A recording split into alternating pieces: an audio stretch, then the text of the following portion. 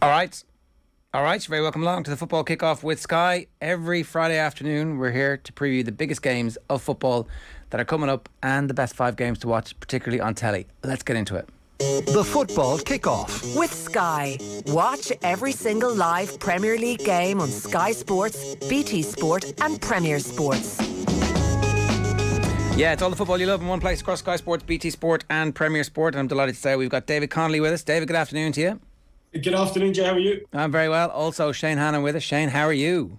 Afternoon, Jay. Afternoon, David. David, you should know about Shane that he's a Manchester United fan, a dyed-in-the-wool, a match goer from time to time. And so he's very excited. Life has changed. It's one of those sliding doors moments where life is good again.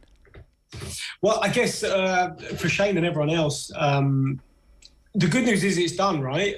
Finally, so they can start planning and looking ahead to next season. I spoke to a friend in Holland today. Got a little bit of insight on him, which I'm sure we'll touch on. But he's got an awful lot to sort out, right? Goodness me.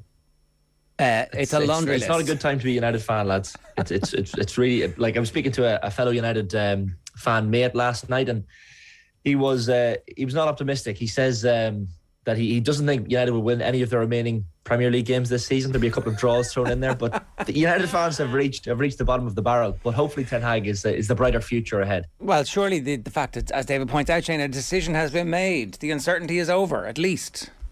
And it's like, I think the positive thing is that Ten Hag seems to have been the man, like, judging from different pieces written in The Athletic and stuff during the week on the search to get Ten Hag, he seems to be the man that impressed the most. I know they spoke to Pochettino and Lopetegui as well, but he's clearly a man that's come with a plan that probably ripped up the script when he went to meet John Murtough and these lads in the interviews. Probably didn't hold back as well in terms of the changes he wants to make in that squad and the deadwood. And let's be honest, and we will get into it, there is a lot of deadwood in that United squad. But by all accounts, he is the positive appointment. And I mean, look, it can only get better. And the fact that he's, Steve McLaren is probably someone that has been mooted as a number 2. The fact that he's been at Old Trafford before, he knows the club. I mean, we'll see how that goes. But it's interesting. David, I do have to say, the old cliche that it can only get better isn't actually true in football. Things could get much worse. This could be another shit show. We don't know. Yeah, you're right. It could be. However, just looking back, right, previous years, there was a really good piece in the local Manchester paper.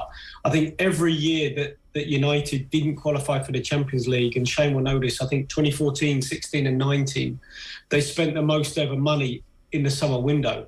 Now, they're probably, I think it was around 140, 150 million. Now, they could easily spend that on one player, and that wouldn't maybe be enough. That's the challenge now.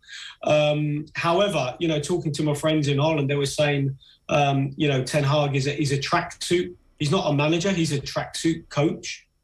Prides himself on the training ground, being on the grass. And you would say, amongst everything else, that is where United have to do a lot of work because, Sancho was one of the best players, most coveted in Europe. And what has happened to him? Same with Marcus Rashford. I mean, look, the list is endless.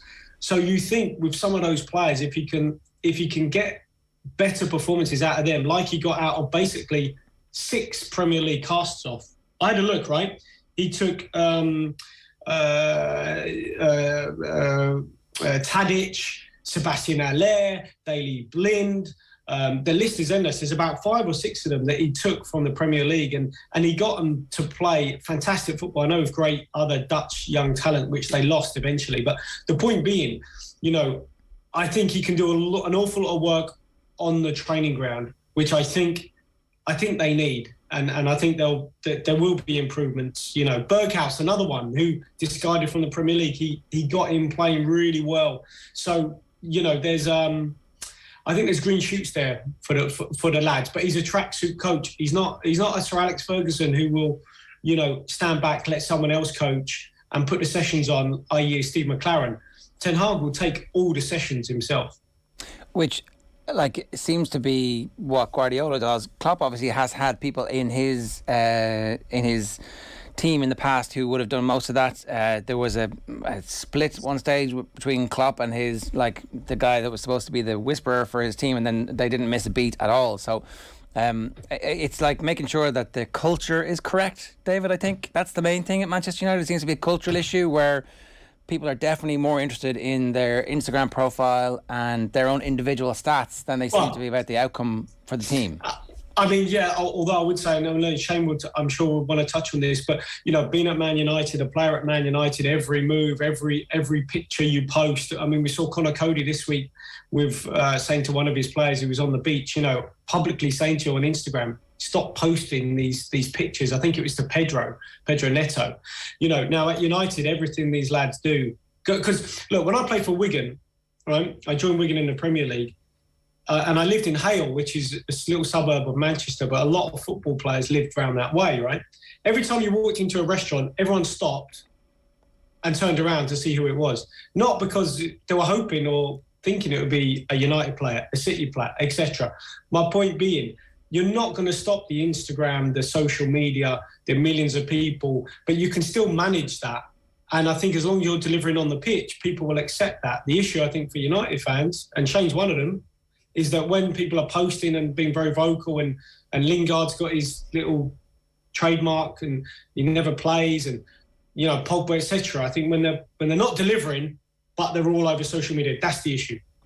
Shane, I've got United fans who are friends, and they trace the worst moment down to the Alexis Sanchez signing, because they feel that his contract actually skewed everything else that came afterwards, and they're still working out the massive amounts of money that they've paid to mediocre players.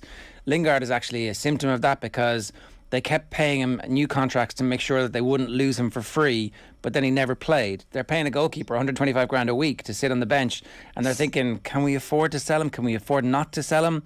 And the wage inflation that came because of Alexis Sanchez and the fact that he never lived up to the contract meant that everything that happened afterwards was a bit of a disaster contractually. Do you agree with that hypothesis? Yeah, I actually trace it back to Alexis Sanchez playing the piano in his promo video when he was announced as the signing. I think from that moment on, the club were doomed. But no, there's probably something in that players demand so much money joining United that there's a reason the likes of Erling Haaland doesn't want to join Manchester United, because the club's a shit show. At the minute, it's just all over the place. And we could sit here, I think Gary Neville used the term waste of space. Might seem a bit harsh in the heat of the moment, but I was at Old Trafford for the 5-0 drubbing earlier in the season against Liverpool, and to say that the atmosphere around the club was toxic, it would be an understatement. There were fans shouting at each other in the stands, United fans just verbally abusing each other, verbally abusing the team, booing the team off at half time. There would have been some elements of that in the away support again for the 4-0 during the week. There's just a toxicity around the club, and I think Roy Keane touched on this as well after the match. There's just an unlikability about this United team. I watched Marcus Rashford at moments in that first half against Liverpool. You're supposed to press. Even in my Sunday League team here in Monaghan, you're told the nearest player to the ball presses. David was probably the same in his own Premier League career. The strikers are the first line of defence, essentially. Press the ball. Marcus Rashford was having Bruno Fernandes and Jesse Lingard running from behind him, pressing the ball. His attitude stunk. Look, maybe there's other things going on in his head. Maybe he needs a break from football, but he's not the only one. Harry Maguire is woeful. Ten Hag will probably get to choose who the captain is when he comes in, you'd imagine. A lot of United fans want maybe David De Gea or someone of that ilk to take over the captaincy. Wan-Bissaka is atrocious. There's just so much deadwood in this United squad. And I feel sorry for them at times as well, because against the likes of Liverpool, they're just not good enough to compete. Liverpool are a better team. All 11 players. I go back to the point that actually it's bad recruitment, and it's not paying the right players, and it's not having a plan in place when you recruit. But this is the reason, I don't know how it's taken them until now to realise recruitment is a problem. You see Jim Lawler, the chief scout, Marcel Boot, the head of global scouting, both leave the club this week, the day after the Liverpool game, the day or two after the Liverpool game. Well, it's almost like that makes sense, though. If there's a new manager coming in who is going to have, there is going to be some system around him to sign players he wants, then the previous guys were not the right people for this guy, so he's got to be given the opportunity to bring it in. David, I'm interested in your take on this. That the atmosphere in the dressing room and what the expectation is of players, I suspect you guys all knew what each other were paid roughly, not exactly down to pounds, shillings and pence, but you kind of had a fair idea what the hierarchy was and what the pecking order was. And if players weren't pulling their weight with respect to the amount that they were earning, presumably there's a ripple effect from that.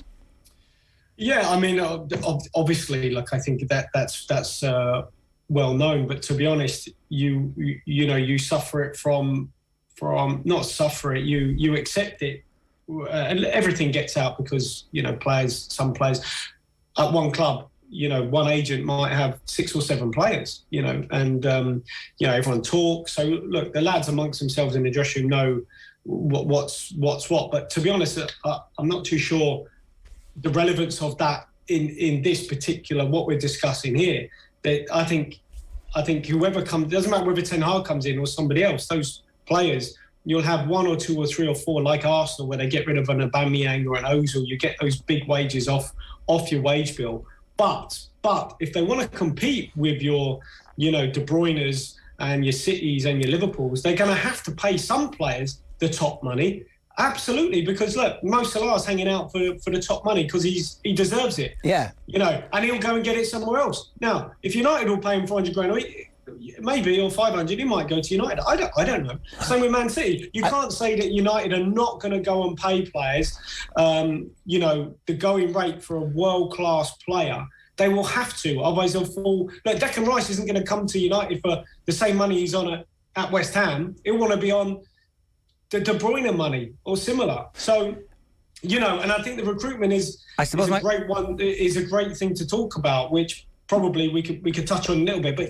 But recruitment changes so often, and maybe it's just taken a little bit too long for the people behind the scenes to have a little bit of a shake-up. I guess the point that my mate makes is that the Sanchez deal was such a bad deal because he had already come off his best form for Arsenal. There was a period before he signed when he wasn't still, amazing.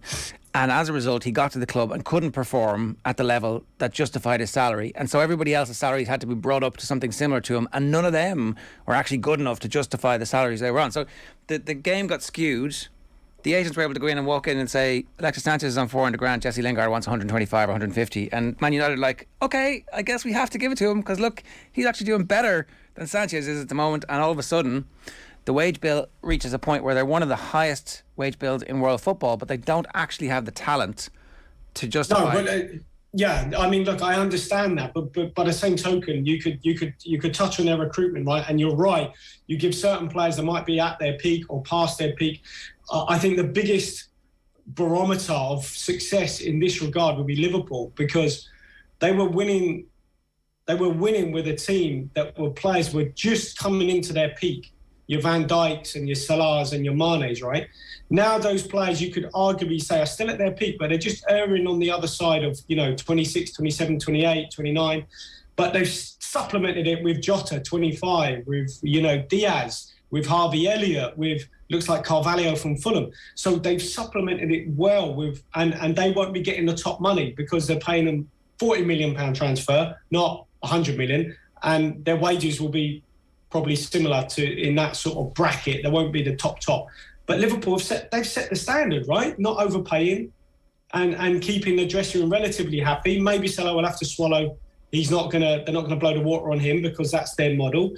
I'm sure they'll make it up some way. But the point being, I think Liverpool have set the standard in terms of smart recruitment and the fullbacks costing nothing, 8 million, Robertson, etc. And you look at the money wasted elsewhere. So yeah, there's. It will hurt United fans, but Liverpool probably done it, a way that's pretty with envious glances looking at how they've done it. Yeah. One last thing on this before we move on. We did poll our Instagram users. Will Ten Hag win a Premier League title with United? 24%, nearly 25% say yes. It'd be a bit of a miracle from this point for him to win a Premier League title, and if he does, it will be totally deserved. But I guess the point, the plus point from his perspective is that actually he's going to have a very changed squad next season already. We know that several players will be gone. We know Lingard will be gone. We know Matic. There's a couple of others who are out of contract. Pogba, obviously. They're all gone. So already a quarter of your squad is gone. There'll be a turnover. There'll be a freshness to it. You would expect that there'll be a bit of a vibrancy about it. They'll start to play football in a style, and players will either fit that style or they won't fit that style. And I suspect that both Maguire and the goalkeeper could actually be gone, Shane. I think the worry is how long will it take for that to actually kick in? How long will it take for United to catch up? Even before, listening to Rangnick before the Liverpool game, he was asked how far behind are United? Are they 3 or 4 years behind? And he said, I don't think a club like United can afford to be 3 or 4 years behind. They're probably a couple of transfer windows behind Liverpool. He had a massive change of heart after the 4-0 a few days later and said, we're probably 6 years behind this Liverpool team. So, like, it's all well and good saying that at the start of next season, Ten Hag will get to make some changes. The Deadwood, some of them will be gone. But how long is it going to take for this to kick in? Well, they just need to finish 4th next year. That's progress. They just need to show some signs of progress. First season at Liverpool, Klopp finished 6th. Now, he took over in November, so it wasn't quite the same. But, like, you can't expect Ten Hag to come in and magic the team into title contention straight away, surely. No, but trophies are important for United fans. Like, United fans are crying out for a League Cup or an FA Cup at this point in time. I'm sorry, but you're wrong. That's a problem, because they won a Europa League and they won an FA Cup under the previous managers, and it turned out to be nothing. It turned out to be actually false gods. You're worshipping at the altar of false gods, you Man United fans. They sacked the manager who won the FA Cup in the lift afterwards. Yeah, maybe they shouldn't have sacked him, but like maybe the 4th place in the Premier League is obviously the priority, and it's priority in terms of finances. But a plan is the priority, I think. If there's a plan and everybody believes in the plan and everybody recruits according to the plan, then you might get somewhere eventually. But like winning trophies as a be all and end all, it turned out to be false dawns.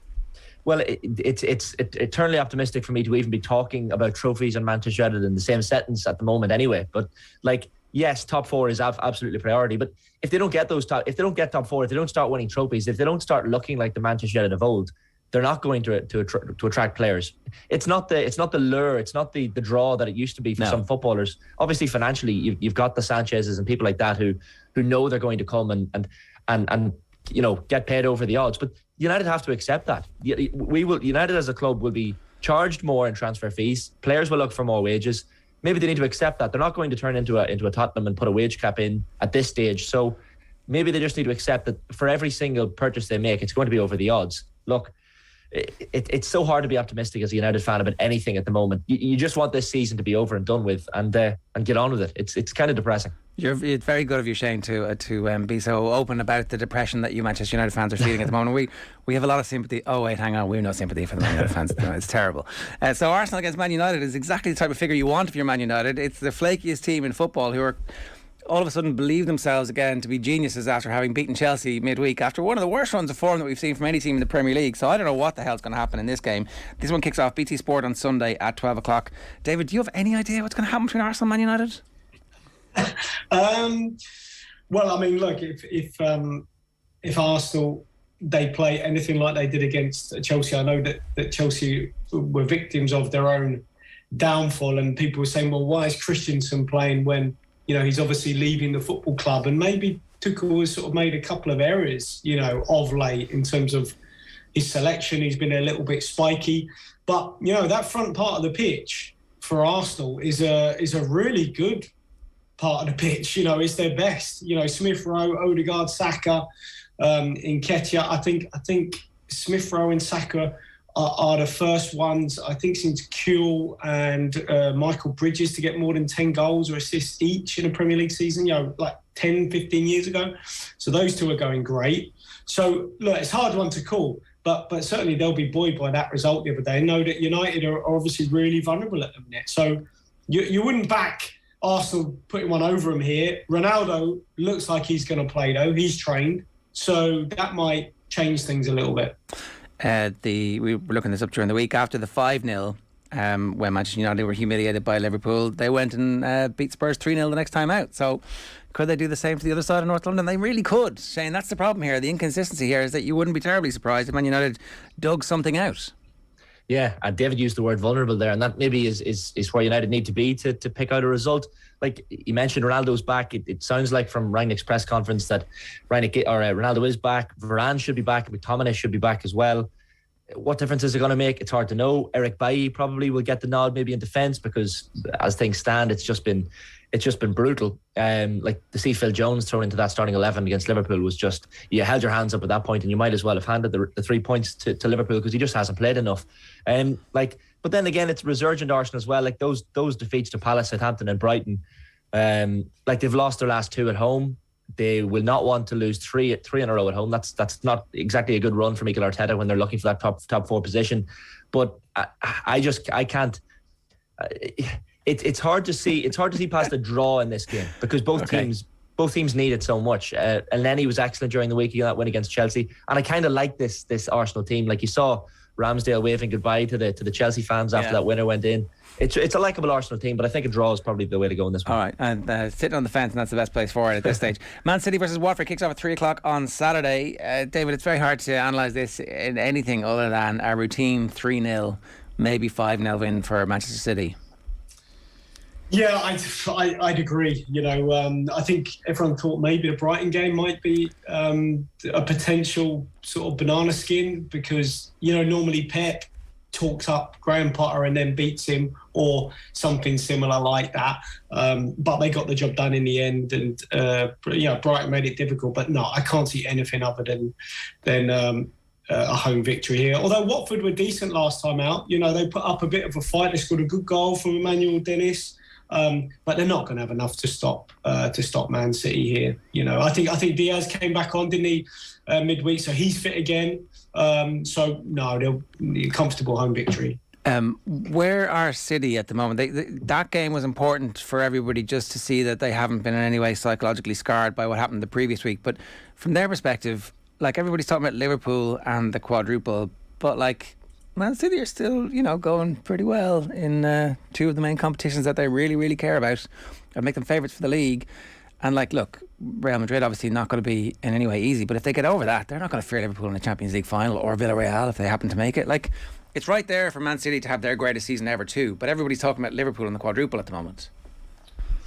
Yeah, I mean, I think obviously the lead they had, right, psychologically, we're all human, and to lose 13, 14 point lead, whatever it was, you got to credit Liverpool, but also the way that Liverpool played in the City game was outstanding.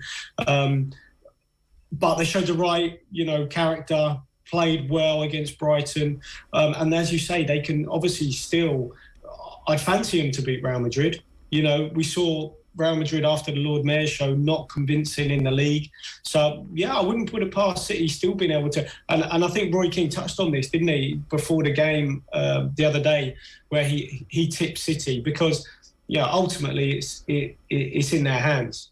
And you wouldn't put it past them to win all their games. Yeah, and he's picking his full team for all the league games from now on. Or certainly he's picking his first choice goalkeeper for all the league games from now on. So well, I tell you what, he should be. I went to watch Gavin Bazunu live the other day, and let me tell you, Gavin is. I did a piece in the paper saying he's the Edison of League One or whatever. And there'll be Southampton, there'll be West Brom.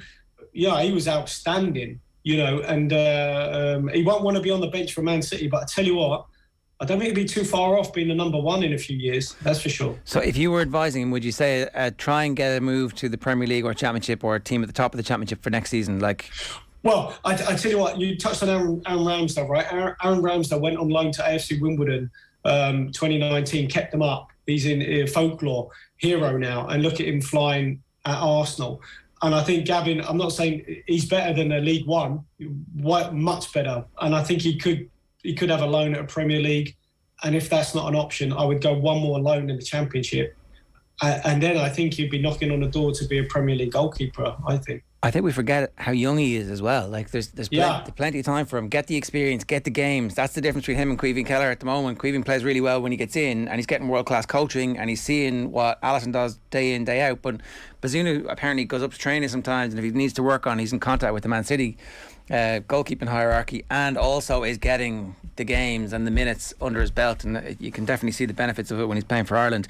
So very quickly, Brentford against Spurs also on Saturday afternoon. This one kicks off at 5 o'clock. Flaky Spurs. We thought that Spurs had reached a point now of consistency under Antonio Conte, who was talking about having a full week to prepare for each game and how great it was. And then I don't know what the hell happened. A bit of jet lag from the Masters seems to have caught up with them. Yeah, like that home defeat against Brighton kind of came out of nowhere, because you're looking at this Brighton or this Spurs team. You're seeing Harry Kane back in form, Son, Kulusevski tearing it up as well, and then to get that knock, you're obviously saved by the fact that Arsenal and Manchester United are so dodgy as well that you can kind of afford a slip up. But I don't know. Like they beat Brentford 2-0 fairly handily last December. But this Brentford team, and I know, Jerry, you're a man who loves momentum, and you believe momentum is a very definite thing. But Brentford are a team with momentum. Like they have that 2-1 win against Watford. They've seemed to have found something in Christian Eriksen. This little guy no one knows, but he's really added to that Brentford attack. Norgard as well. He's a brilliant player. But Tottenham are going to be Tottenham, lads. I know, Owen, I was listening to yourself and Owen, Jared, during the week talking about how you think the top four battle is going to go. Owen, I think, picked Spurs to nab that fourth position. You're not going to put your mortgage on any of these teams to do it. Obviously, one of them has to get the fourth place, but it's almost going to be a case of slipping over the line and a race to the bottom.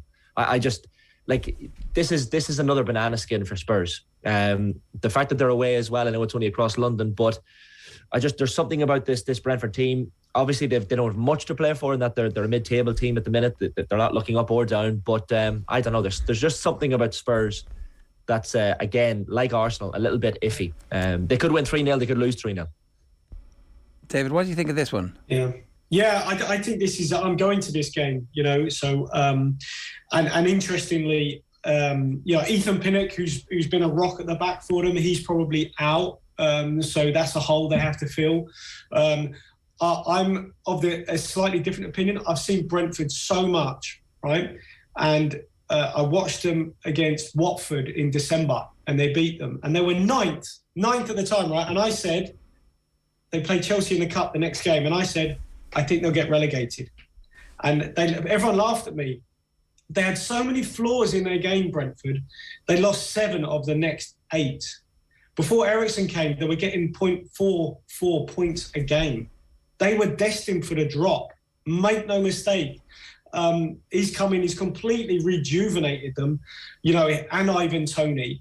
And suddenly, we used to see videos of Ivan Toney, bad-mouthing the club and this, that, and the other, because obviously he was not happy, and they were down. I'm telling you, they were down, or very close to going down. As it is, with Eriksen, he has had an incredible impact, and it'll be really interesting how he plays against Tottenham, because obviously he will hold Tottenham in such regard.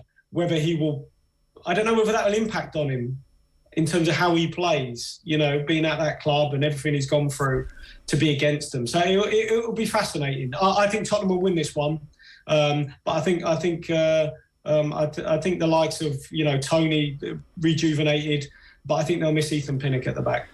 The other Sunday kickoffs, we've already spoken about Arsenal Man United. At 2:00, it's Chelsea versus West Ham. That's live on Sky Sports. It's also live on Off the Ball with Stephen Doyle and Vinnie Perth on commentary duty on News Talk. And then Liverpool Everton is the third game of the day, which kicks off also on Off the Ball on News Talk with Nathan and Brian Kerr, and you can watch that on Sky Sports too. Chelsea against West Ham is one of those fixtures that we thought might have particular relevance for the Champions League.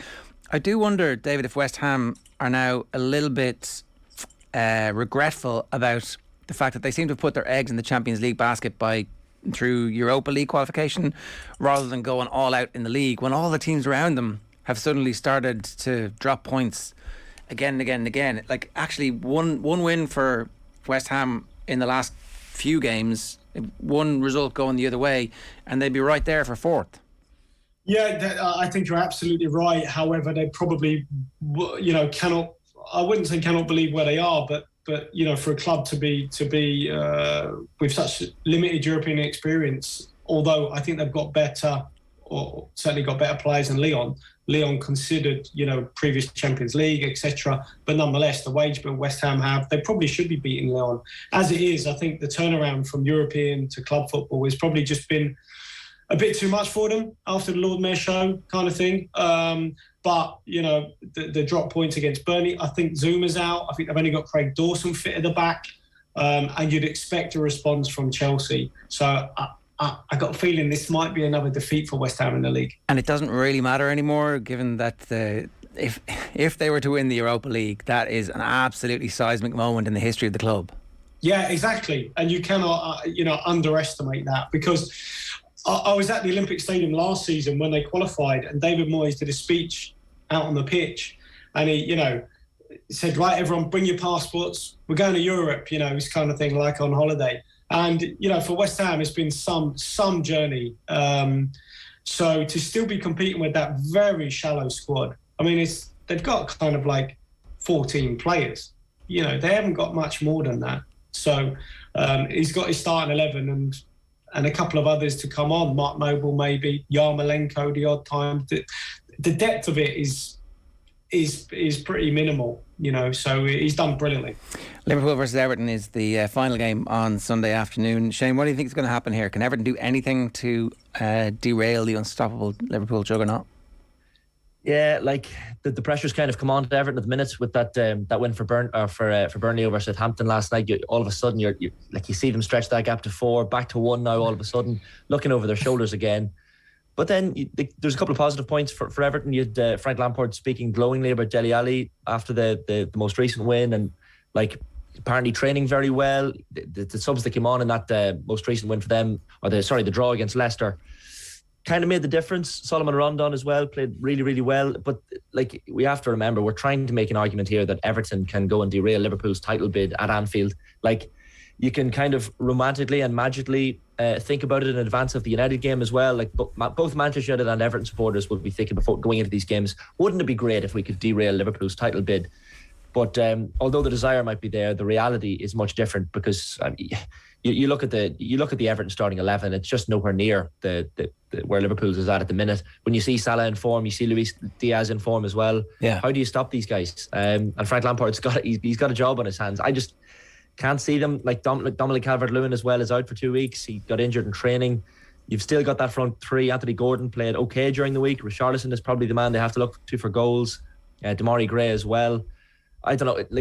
The midfield is where Everton struggles sometimes. Yeah. Fabian Delph and Alan were quite poor midweek, but you just can't see any argument for them picking up any points in this one, especially with the pressure on now as well, with Burnley right over their shoulder. The only argument that I can make, David, is that whenever this isn't a Man United situation. Everton have always realised that bringing the physical exchanges into the game is something that is a prerequisite for them, and it has clearly gone too far in the past. The injury to Virgil van Dijk was a real shocker, and I'm presume that's going to also be in Liverpool's mind a little bit. That's the only thing that I can think of here, is that Everton bring a physical intensity to this game, and Liverpool are thinking we want to win the Champions League here, and so it might slow down Liverpool, not to the point that they're going to lose this game, not maybe even to the point that they're going to draw this game, but it shouldn't be a cakewalk.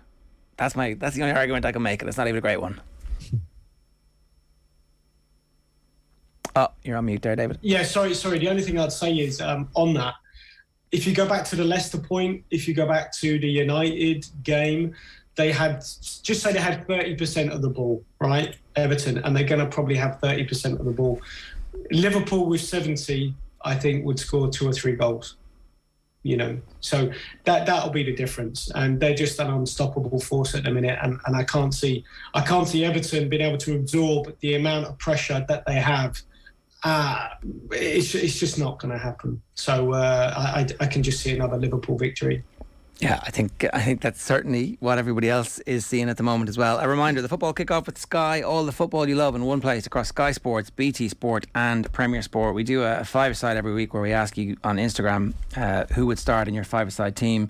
We put players in the matches that we're talking about up against each other. It was Ramsdale versus De Gea. De Gea won this one.